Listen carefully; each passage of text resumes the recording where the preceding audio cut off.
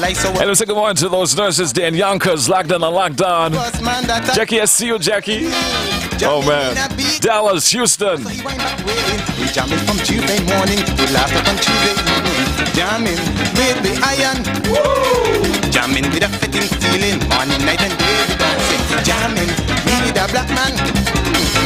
I want to jump it with you on you, baby. Let me play the old man some Candid day. We could jump and rump up in any old way. We could jingle and we could jiggle. Well, I'm frightened when I saw Lenny jamming in a beast bikini, but he only moved fast. Whining let we play mass, but he want to jam the disco jam. He want a steel band to roll in his soul.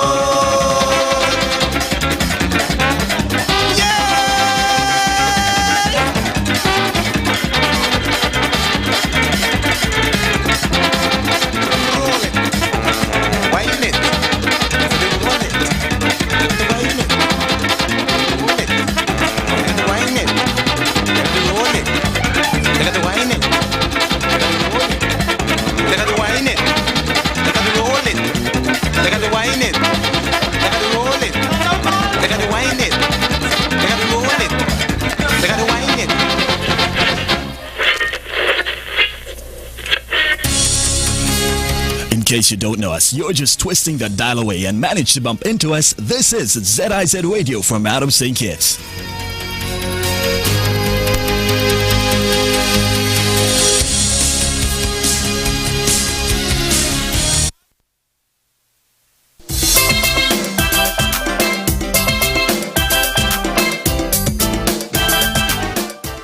Good morning, welcome to this another edition of Frank and Candid.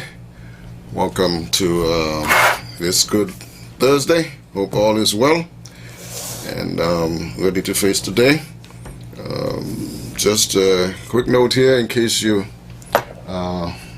missing this. At 11 o'clock this morning, that is as we speak, there is a special press conference given by the Minister of Tourism.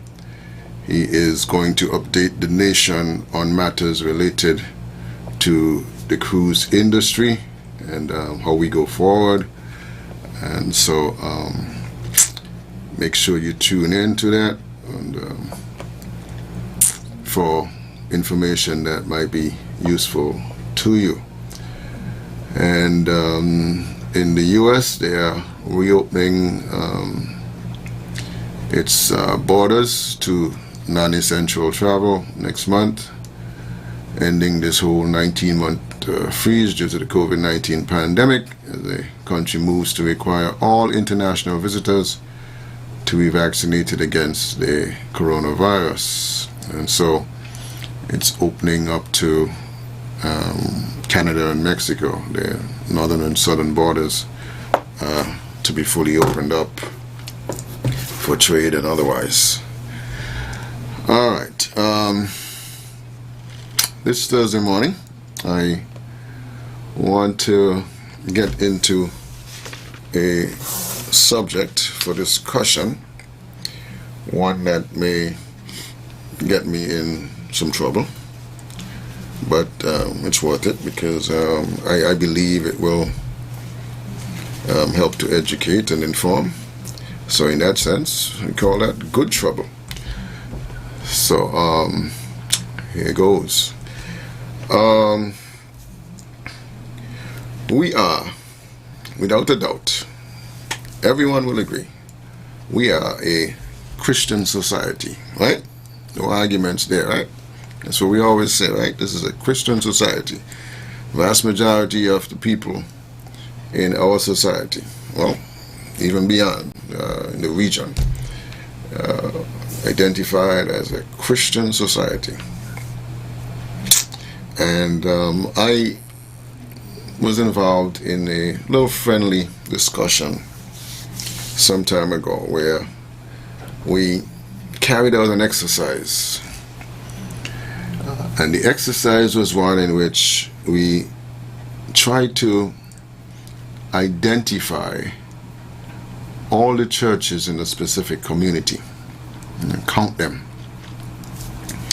And we got to, in this particular community, somewhere around 18, and we still believe we missed a couple.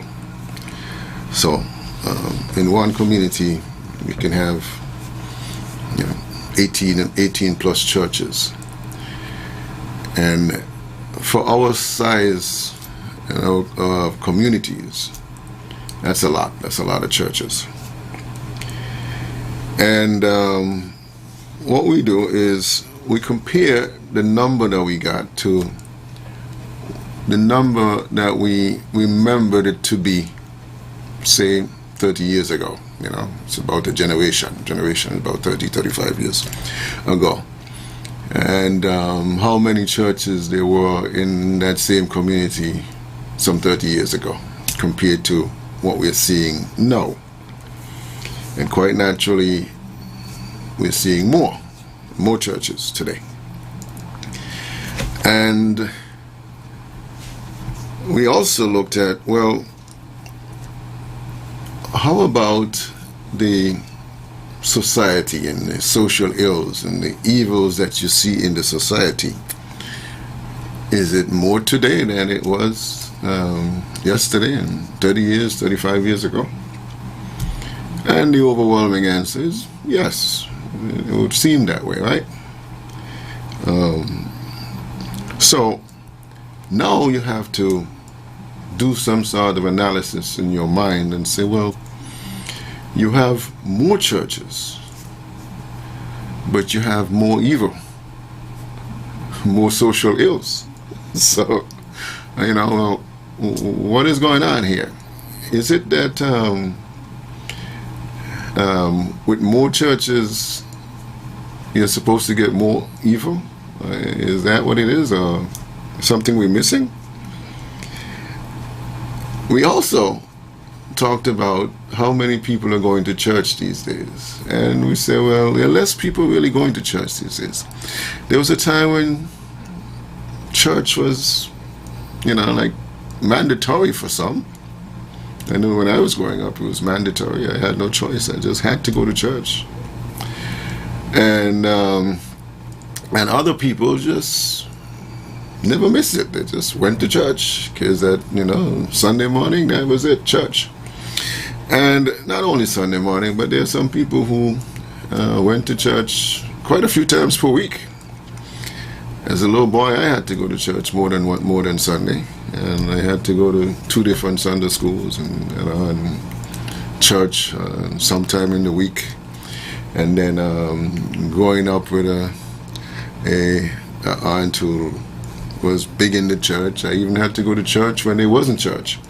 I had to go to church when there was the Women's League meeting or something, just drag me along. I sit in the back of the church, meeting going on. So I was in church a lot, and so a lot of us in church. Less people going to church.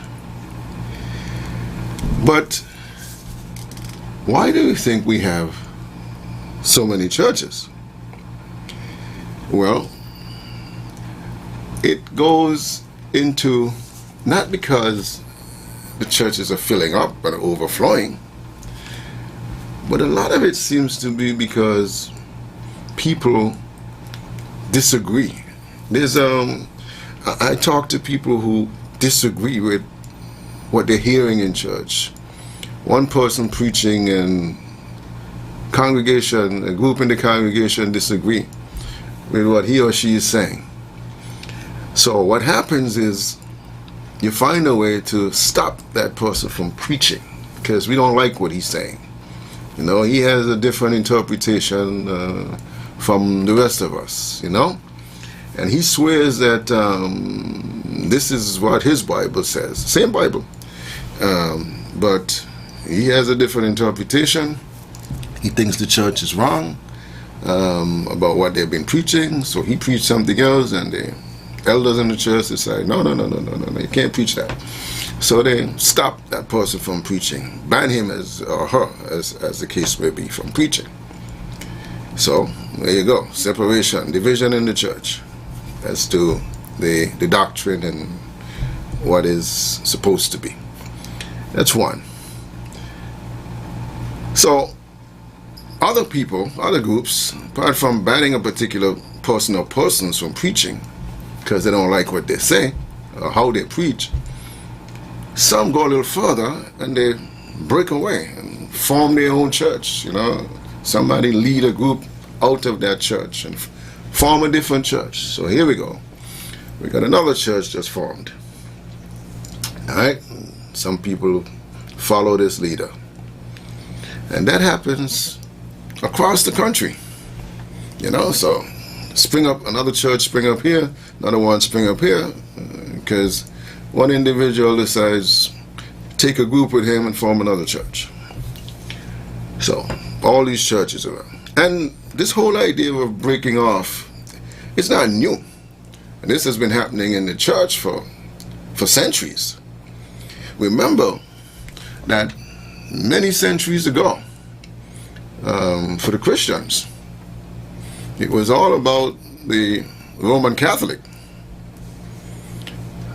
until somebody disagreed with the teachings and the activities of the Roman Catholic Church.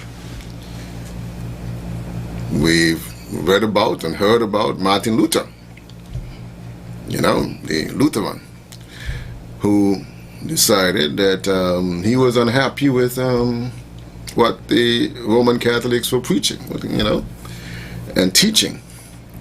He had some specific things that he disagreed with the church and decided to go his own way. And here comes the people protesting, protesting the teachings of the Roman Catholic Church. And so they labeled the Protestant, or to say protesting. So here comes the Protestants, right? And so in that group, you got all kinds of breakaways from that Protestant Reformation.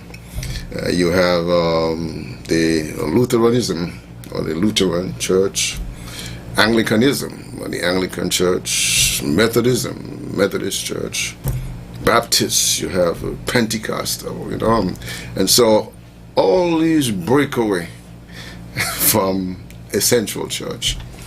And so just to show you that it's been happening a long time, division and disagreement in the church has been happening for quite a long time. All right? And so from those mega churches that break away, then you have others coming out of that and breaking away and forming what we call in the days sideway churches, because they want to do their own thing. Now, is it always a disagreement? No, it's not always a disagreement. Sometimes it's just that a person or persons in that church decide they can do better. They can preach the word better. They can lead a group better. And sad to say, sometimes it may be about money. I don't know, but there's all kinds of reasons why they are breakaway churches. But the whole point is that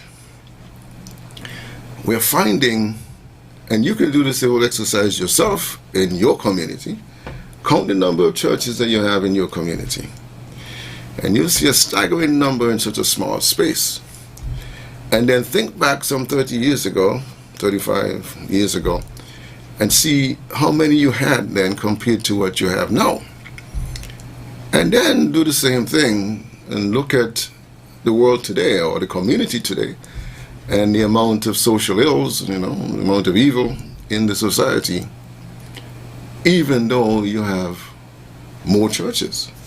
So you're wondering to yourself, is it that we're missing something? Or is it that the church is losing its impact and its influence on the society today? Is the preaching and the teaching making an impact, or is it falling on deaf ears when it comes to the church-going population?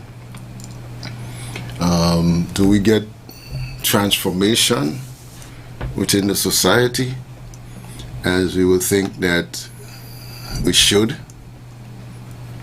Now, don't get me wrong, the church has played a significant role and may continue to do so in our society. Through the church, many years ago, generations ago, there has been some transformation in terms of its quality educational system. A lot of our laws are kind of following teachings of the church and things like that. So while all these areas are important impact made by the church in times past, it would seem to me that the church may be losing it somewhat here, or people are just ignoring the church, or something is happening here when I look at society. And I don't know if it is just that we are sidetracked by too many different things in the world that are more attractive, or it is that the church is just losing it. I don't know. But you have some thoughts on where we are with respect to that. And it is something that I look around me and I see that it seems to me a sort of contradiction, considering what we thought of when we think of the church in our days growing up and what is really happening today. The church has had in some cases, a terrible past, especially the Roman Catholic Church. But we still struggle to figure out what it is.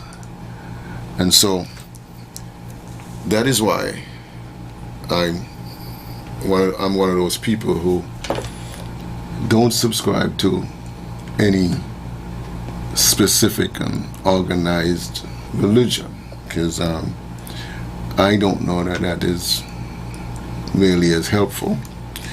But what I do believe in is that you and I should have a relationship with the Creator. Your thoughts next. 465-2555 is the local number, and 718-577-2916, the overseas number, if that's more convenient. We will hear from you. I think what we're going to do is, what we're doing there, we're taking a break here. Okay. See, we got some callers, so let's go to the phones first and get these callers. Let's say good morning. Welcome to Frank and Candid. Good morning. Good morning, sir. How are you today, sir? I am well. You? I'm giving thanks in spite of the overcast condition. I enjoyed the rain last night. Yes. Yes. Farmers is rejoicing, and the birds and the bees and everything else in nature. For your topic at hand, the church, we can go way back. You spoke about Catholicism and the split from that particular church, but in 1054 AD, there was what we call the schism, East and West. You see the East like the Greek Orthodox and the Russian Orthodox, just to name a few. They are the East, Constantinople, as opposed to Rome, the two capitals, and the like. And it goes all the way back to the Nicene Council, when the Bishop of Alexander, the priest of Alexander, Arius, had a difference in terms of who Christ were. Was he just physical, or he was divine and physical, and all of that. The schism of 1054. But let us fast forward to now. The church in communities were put there to really do a service that was somewhat usurped by the village, the communal village that raised the child. Church was supposed to replace that communal village as the moral compass to bring up the youth.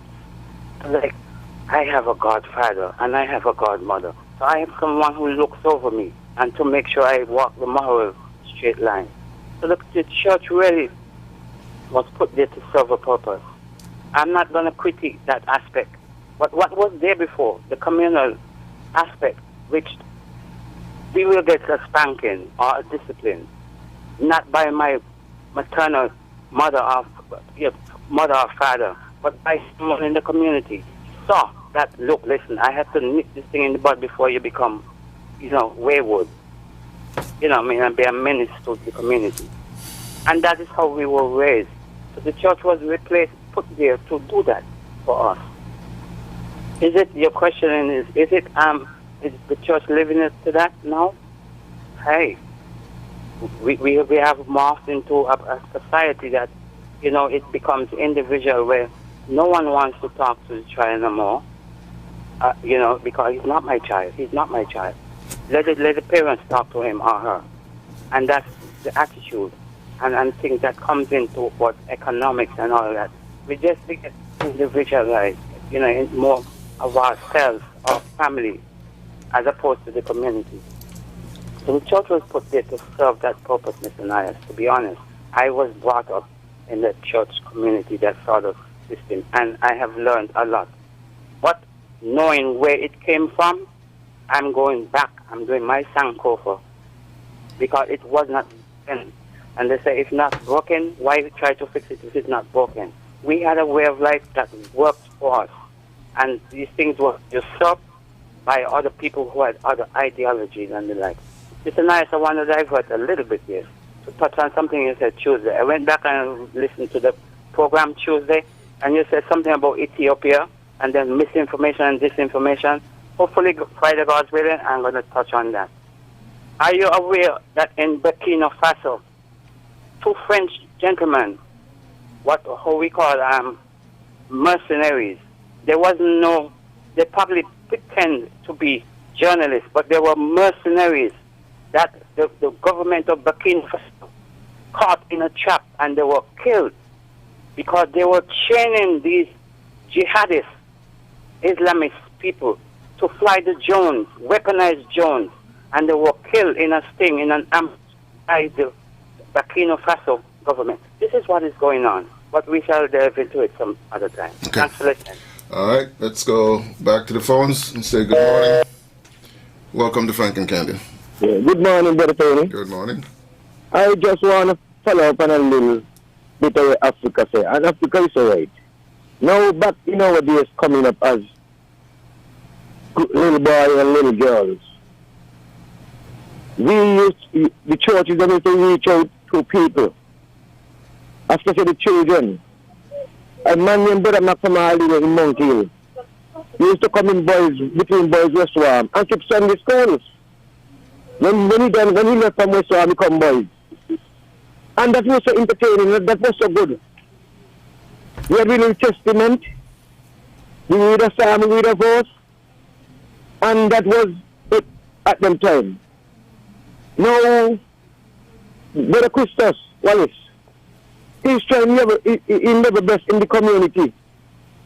He got his own little church, and he got a young group, bringing them up in the gospel, and that is so good.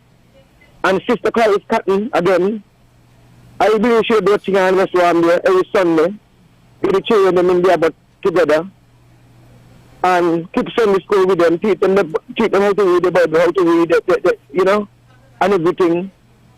Back in them times, you find the communities them that had the old Sunday school, they go in the community to Sunday school, but in the church them now, buildings so big now, that they want children and everybody got to come in the church.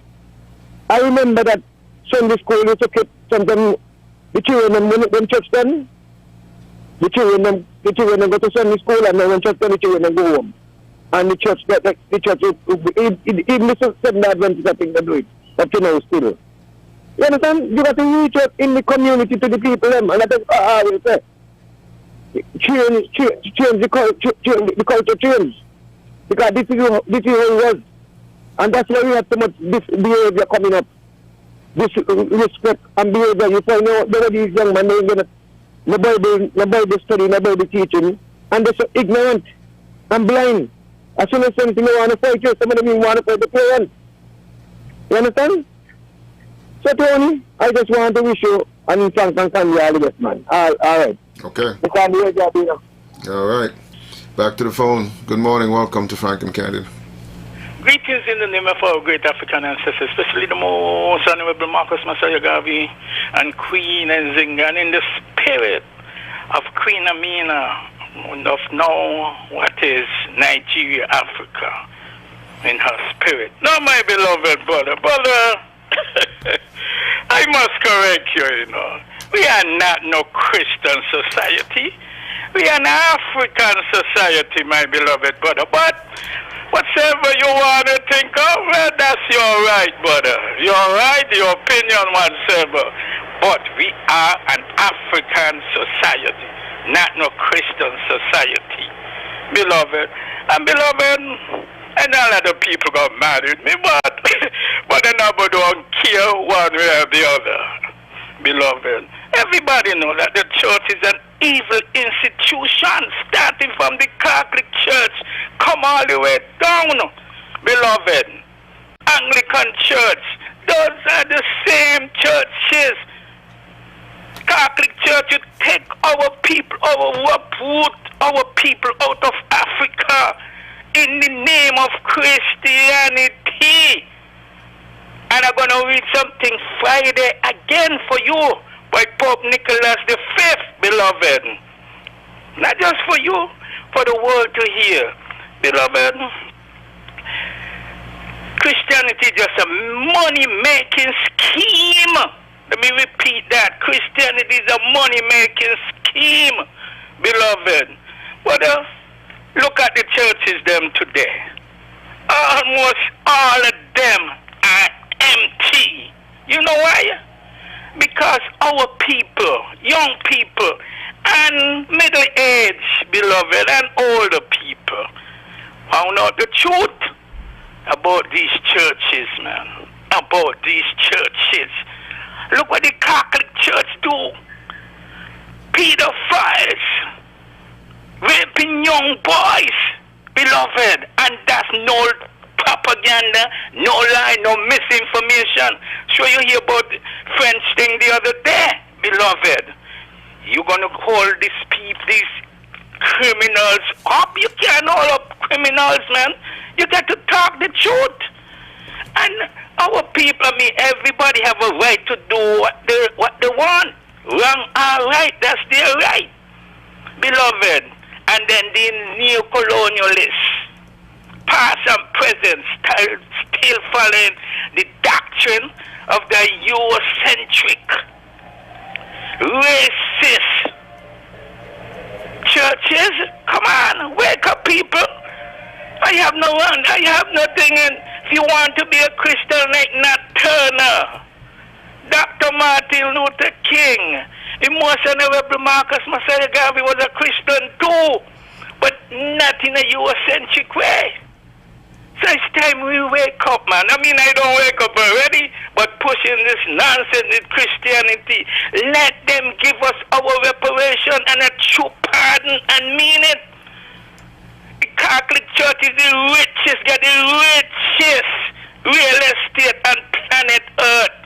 They need to give us trillions of dollars, cash, and other like infrastructure. We build out what we got to build, infrastructure, everything, university, school. Let them do that.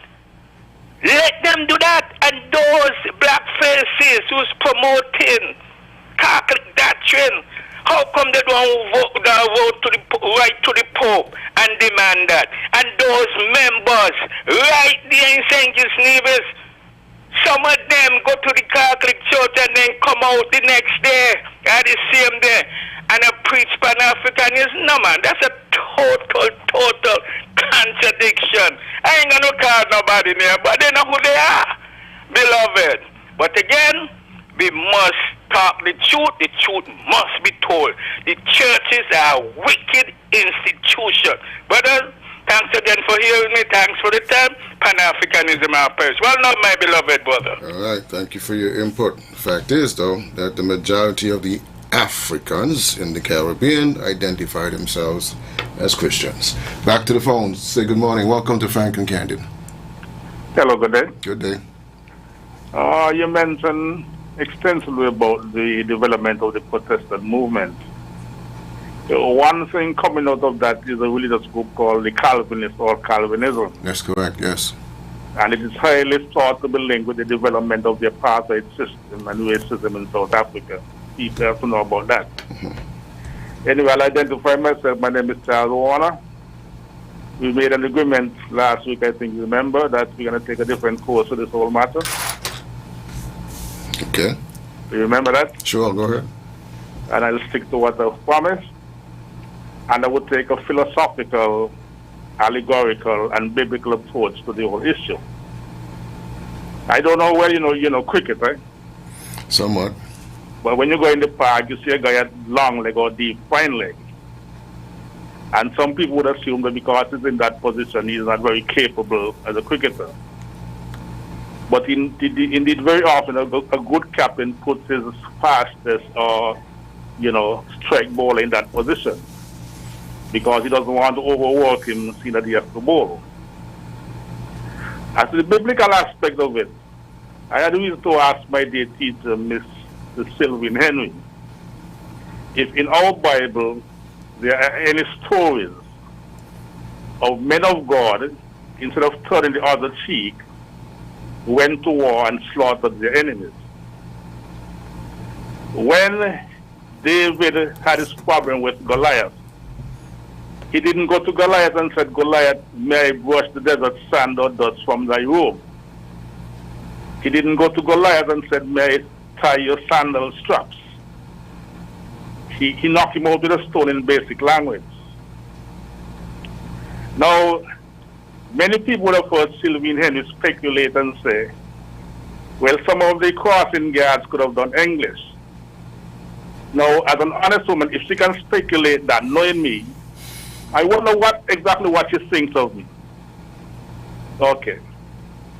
Now, I spoke to a very, very good friend of mine for almost our whole lifetime. And he said to me, Charles, I don't think you're posting the matter on the radio in the proper way. I said to him, we've been very good friends. I think you gave me a very honest response, but I disagree with you. In the same breath, he said to me like this. Many people have a difficulty with that particular department. I want to repeat that. He said to me, he described everything about the behavior. That many people would have a difficulties with that department. I go further to tell you, a lady from Hertfordshire, a very demure and Christian lady, had reason to go to that department. She probably had on a blouse with a little thin strap. She's not a lady who's known to be vulgar and go and display her anatomy in public. She came out of there in tears, crying, embarrassed the way they treated her. Now, you know what there's a saying? That when good men keep quiet, evil has its way. If a number of persons who had gone to the department had they spoken out, maybe a number of us, the treatment we got would have been prevented. But they failed to express their feelings, and don't tell me they complained to higher quarters, because if they did that, it makes the matter even much more worse. But you see, when good men and decent people fail to speak, those who are doing evil get their way. Now, I get back to Miss Sylvian Henry. When people criticize her on the radio, she goes the full length of standing point to tell them about her qualifications, her experiences, etc. But apparently, she has no regards for my qualifications. And on this matter of English, once I taught O-level English, I did GP in fifth form. I went to cable in Barbados, had no problems with the use of English. That's what they call it, I think, yes. And when I went on to Jamaica, there are people in my medical class who had to do English classes and sit a proficiency exam in English. That did not apply to me. But I'm not one to go around to boast about my whatever. But what Ms. Henry is effectively doing is enforcing people's behavior in disrespecting me. So I wonder who should really make an apology. The result of this whole matter is this, from my experience, when my patients go anywhere, people give them all kind of trouble. And here's the crux of the matter, which is irrefragable and unimpugnable.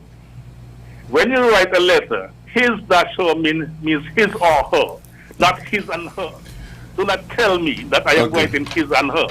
Let's wrap up there, Doctor. Yeah, I'm going to wrap up, but hold on, Niles. You hear all the people spoke? I'm going to wrap up because I don't intend to stay long. Let me finish, please.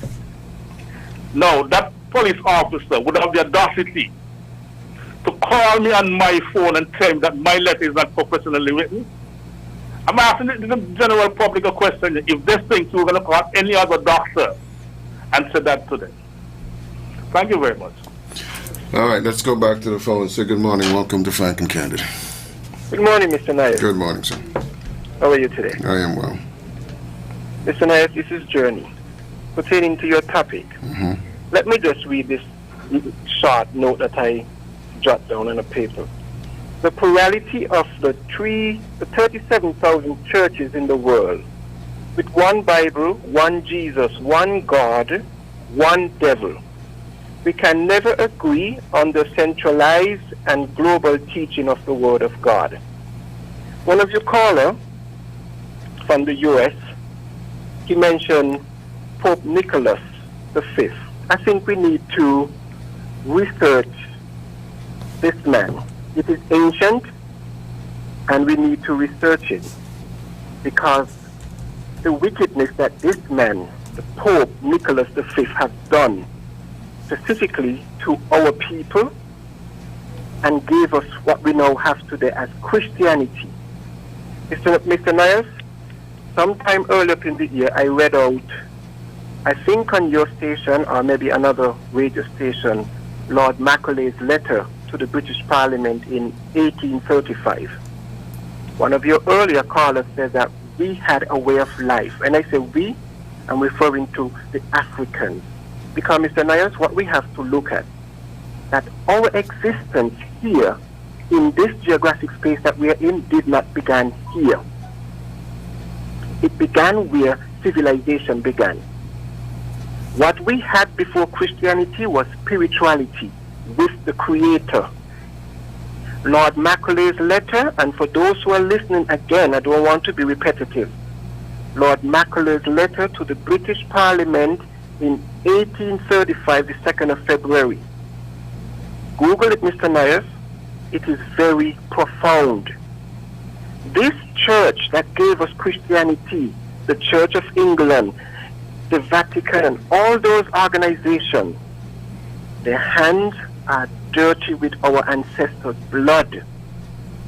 What they gave us in the crucifixion, again, they used to chain us with the chains. They put it in the book so that we're going to be taken with chains around our neck. The crucifixion of Christ. The chains are no longer on our neck, but they put the crown of thorn around Jesus' head to signify they're not playing with chains anymore. They're playing directly with our minds. What we had before they came and colonized us was spirituality, Mr. Niles. They broke us away from that. And they gave us Christianity that is washed in blood. That system in who is the head of the church, the Church of England, they know of their wickedness. Earlier this year, the Queen of England sent back 17 heads of our beheaded kings to South Africa, Mr. Niles.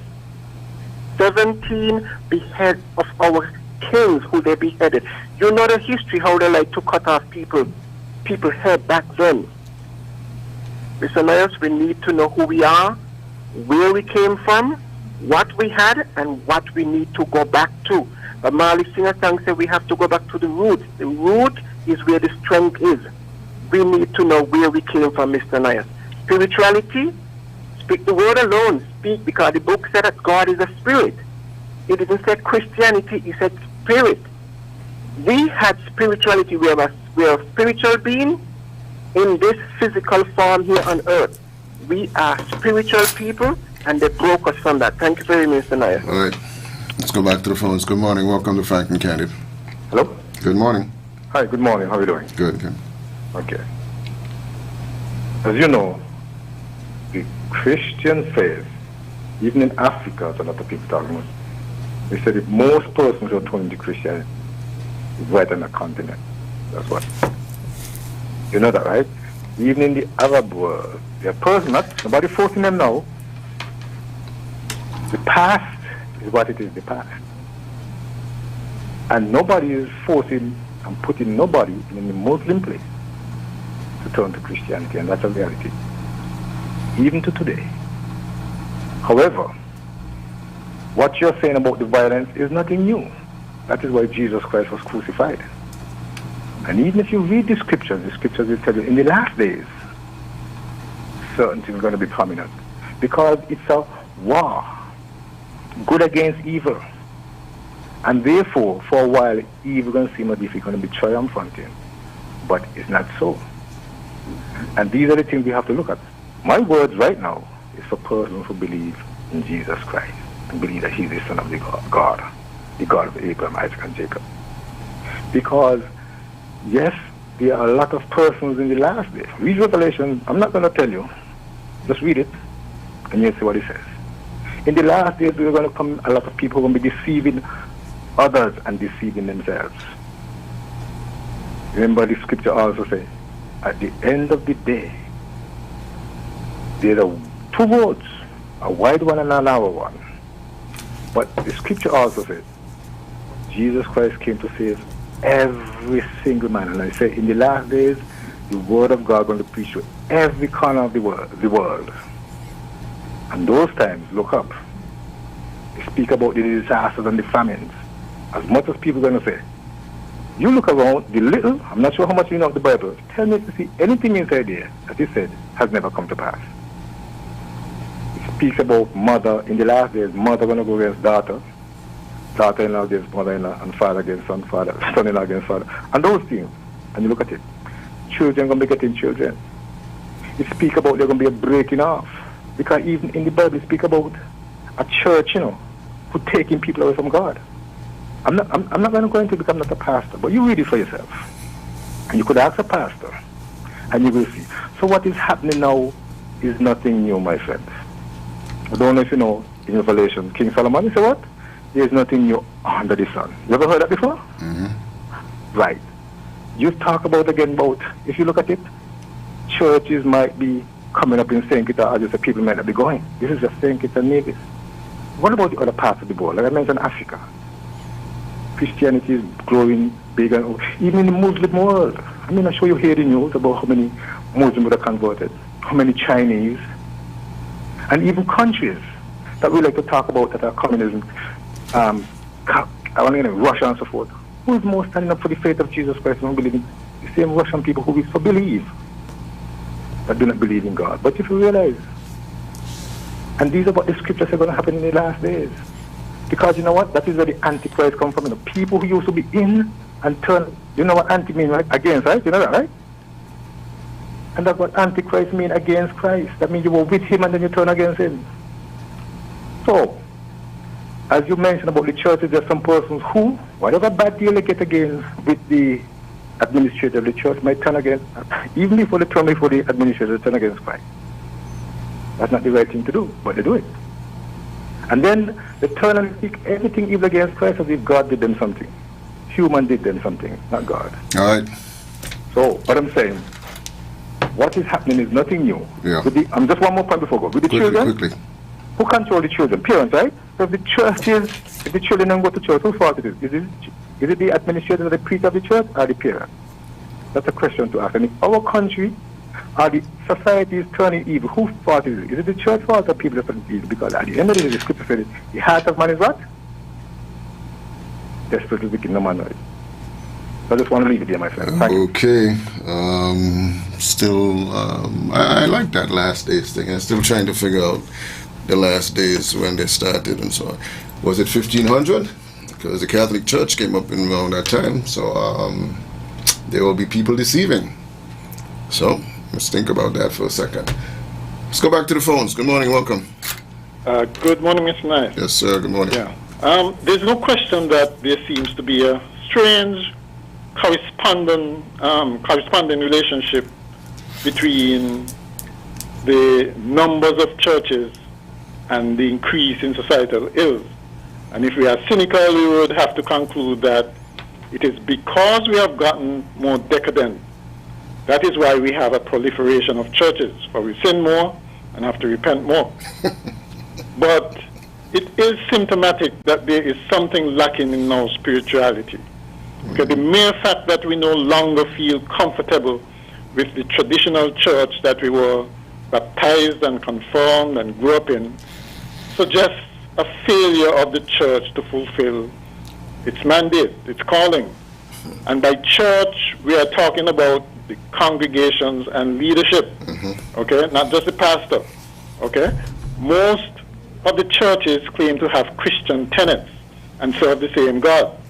Yet, no one talks about Christian unity as was all the talk when I was growing up, you know? Christian unity, it was all about Christian unity between the churches.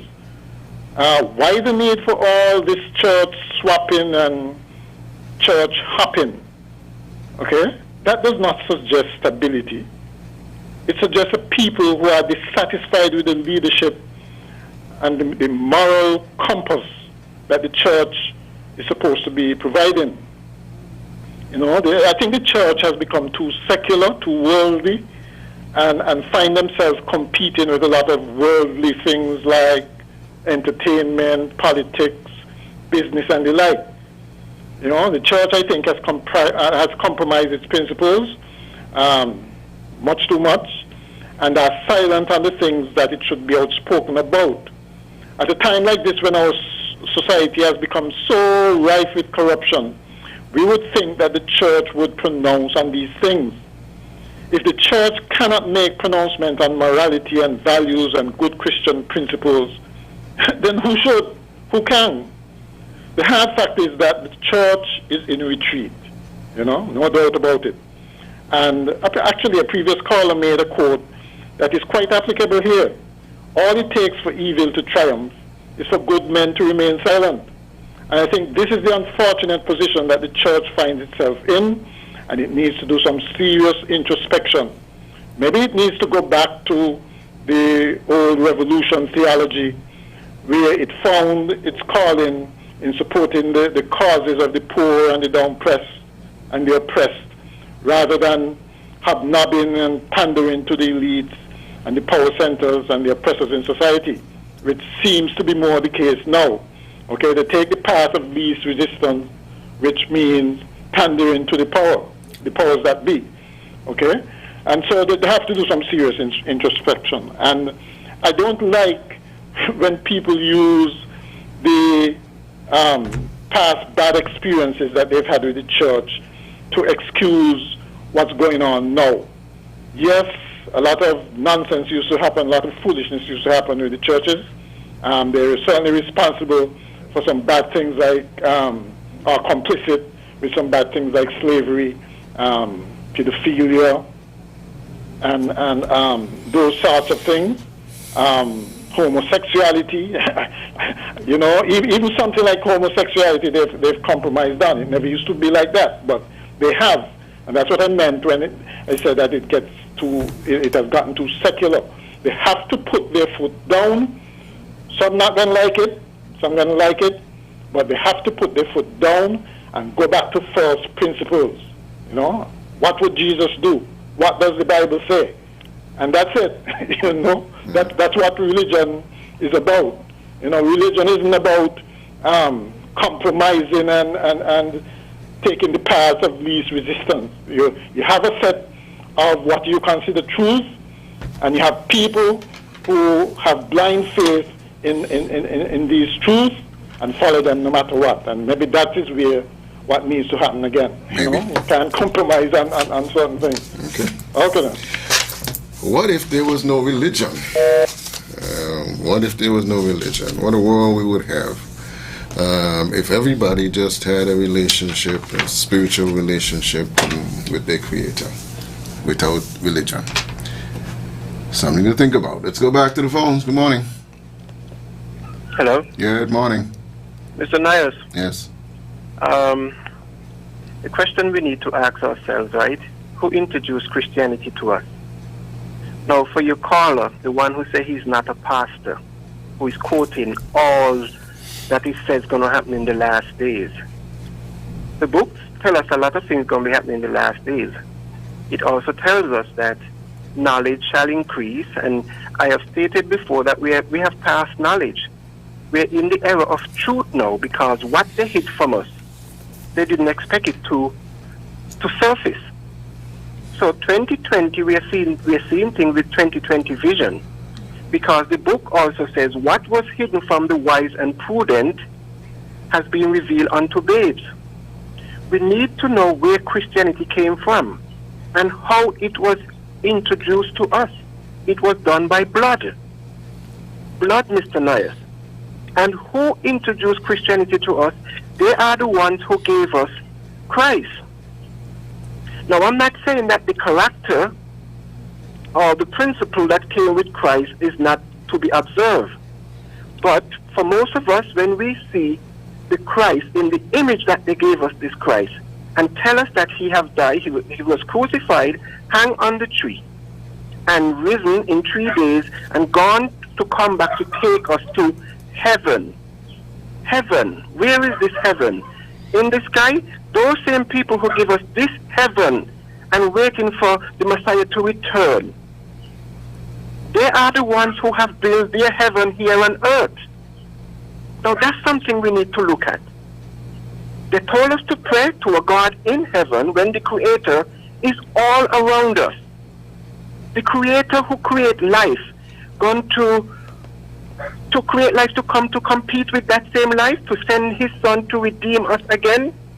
These are things we need to ask ourselves, Mr. Nias, because if you create your child and you're the head of that child, of that home, you set your standard and your rules for your child to abide, not for your child to disobey you, and then you have to come back to redeem your child by some other means, Mr. Nias.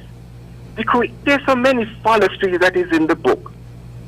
When Adam and Eve realized they were naked, they hid themselves, and the Creator came down and called. I have heard your voice and I hid. Why the Creator have to come down and call? Which God are we referring to? Not the Creator of all things, because the Creator is everywhere. When Cain killed his brother, God asked Cain, where is your brother? The Creator would not have had to ask, because the Creator is everywhere. Nothing escapes the Creator. All right.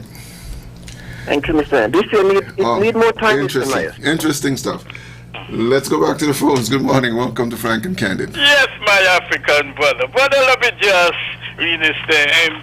Pope Nicholas V issue a papal bull. A papal bull is a decree granting Portugal and Spain full and free permission to invade, search out and capture unbelievers and enemies of so-called Christ. Well, you know, I don't believe in that, so I say so-called, but of Christ. That's what you say, right? Wherever they may be, and reduce these persons into perpetual slavery. You are bright man, beloved. You're intelligent man. You know what perpetual mean? Forever slavery. You want to tell me anybody who got a grain of sand, a decency, a humanity in them, beloved brother, will say this and do this to other human being who created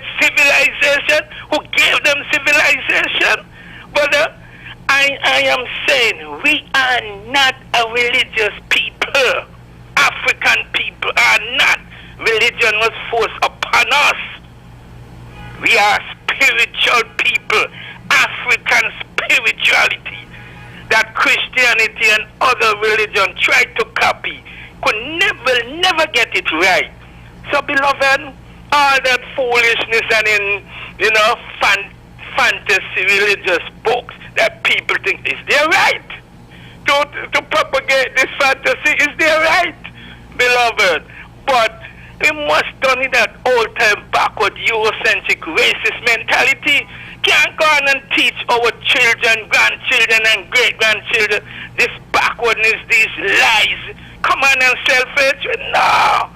Got to get with the times, and the truth must be told, and it's gonna be told by me, brother Nabu Oba Imhotep, and others, brother, because Nabu Oba Imhotep have no monopoly on anything. But when people tell lies, continue to tell lies, know the truth, and they don't want to set themselves free, is a shame and a disgrace and a dishonor to our ancestors. Brother, thanks again for hearing me. Pan-Africanism or perish. One love, my beloved brother. All right, let's get another call in here. Good morning. Welcome to Frank and Candid. Yeah, just Mr. Nias? Yes. Let me lock off the radio. Just a minute. Please. Okay. We're talking about social ills and religion and what's happening with our world. Yes, Mr. Nias, are you there? Yes, I'm here. Go ahead. A pleasant good day to you. Yes. Mr. Nias, for those of us who read the Bible tells us in 2 Timothy chapter 3, verses 16 and 17, these words. Verse 16, the Bible is the inspired word of God, and it is profitable for doctrine, for reproof, for correction, and for instruction in righteousness. Verse 17, that the man of God may be perfect, thoroughly furnished unto all good works. How many of us pay attention to what is written in the Bible? Now, how many of us study the Ten Commandments or know anything about the Ten Commandments? Well, the Bible in the book of Deuteronomy, chapter 5, gives a repeat of the Ten Commandments, beginning with verse 7, and it reads, Thou shalt have no other God. Almighty God should be your only God, and thou shalt not make any graven image of him. Verse 8, thou shalt not bow down thyself unto any false god, for the Lord I'm a jealous God. We gotta go. Wrap up there quickly, please. Yes. Okay, I'm going to do them quickly. Honor thy father and thy mother. What are we doing here? The commandments? We can't Commandments, do that. yes. We can't do that. We gotta go. Okay, all right, okay. Time is up. We gotta go. What we do? How we doing there? We okay? Call, you got 30 seconds. Go. Yes, Mr. Nice. Go ahead quickly. 30 seconds. Go. Briefly, don't get confused with the generation here now in regards to the operation of the church. It was Jesus who gave the reality that as it was in the days of Noah, so it would be just before he returned. In the days of Noah, when you read Genesis 6, let's we gotta go. Gotta go. Violence, and it was corrupt. Gotta go. All right. That's going to do it for me today. Thank you all for your calls. And if you're a Christian, that's your right to be. Well, I'm not, but you can identify yourself as such. The discussion is a good one, and we'll continue to do that in the future. Thank you all again for listening and for participating. We will be back tomorrow with much more right here on Frank and Candid. I am Tony Nias. Have a good rest of the day.